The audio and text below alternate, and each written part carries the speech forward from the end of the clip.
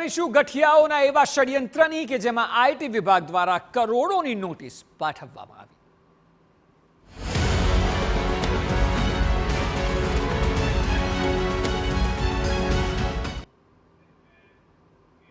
તો રાજ્યવ્યાપી કરોડોના હવાલા કૌભાંડમાં આઈટીની કાર્યવાહી સામે આવી। નિકોલના વિઠ્ઠલનગરમાં રહેતા યુવકને 18 કરોડ 53 લાખની નોટિસ અપાઈ છે।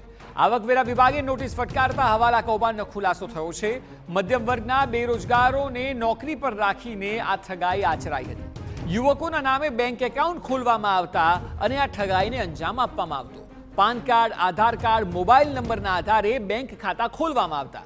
ખાતા ઓપરેટ કરીને દેશ વિદેશની કંપનીઓમાં કરોડોની હેરાફેરી થતી હતી। મહારાષ્ટ્ર સહિત વડોદરા, અમદાવાદ, ગાંધીધામના યુવકોના નામે કંપની ખોલવામાં આવી હતી। બેંકમાંથી જીએસટી ભર્યાના પુરાવા માંગતા ઠગાઈનો પર્દાફાશ થયો। વર્ષ 2021 થી 23 દરમિયાન આ કરોડોનું હવાલા કૌભાંડ આચરાયું હતું।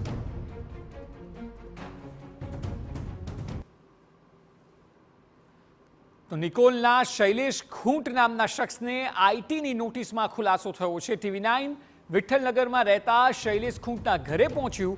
વિઠ્ઠલનગરના મકાનમાં 8 વર્ષ પહેલા તે ભાડે રહેતો હતો। મૂળ વડોદરાનો વતની છે। પરિજનોનું ભેદી મૌન છે, જે અનેક સવાલ ઊભા કરે છે।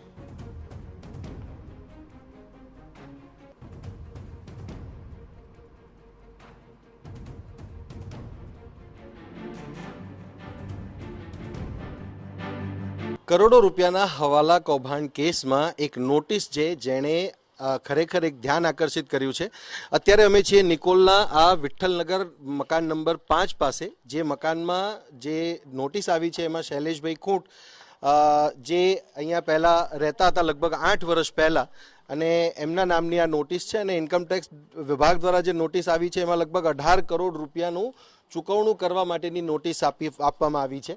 હવે આ જે નોટિસ છે, નોટિસમાં જે વ્યક્તિ છે એ વ્યક્તિને પણ અમે શોધવાનો પ્રયાસ કરી રહ્યા છે। માહિતી મુજબ અત્યારે વડોદરા રહે છે એ પ્રકારની માહિતી મળી રહી છે, પરંતુ આ નોટિસ એમને આપવામાં આવી છે તો એ ખરેખર એ નોટિસ આપવા પાછળનું કારણ શું છે? શું એમના ડોક્યુમેન્ટ્સનો મિસયુઝ થયો છે કે પછી એમની જાણ બહાર આખી ઘટના બની છે? શું થયું છે એ બાબતની સ્પષ્ટતા થવી જરૂરી છે। પરંતુ અહીંયાના સ્થાનિક જે છે એ પણ અહીંયા આ બાબતથી અજાણ છે, અને જે શૈલેષભાઈ છે, શૈલેષભાઈ સાથે વાત થાય તો સમગ્ર બાબતનો ખુલાસો બહાર આવી શકે છે। કેમેરામેન ઇમરાન શેખ સાથે સચિન પાટીલ, TV9 અમદાવાદ। તો કરોડો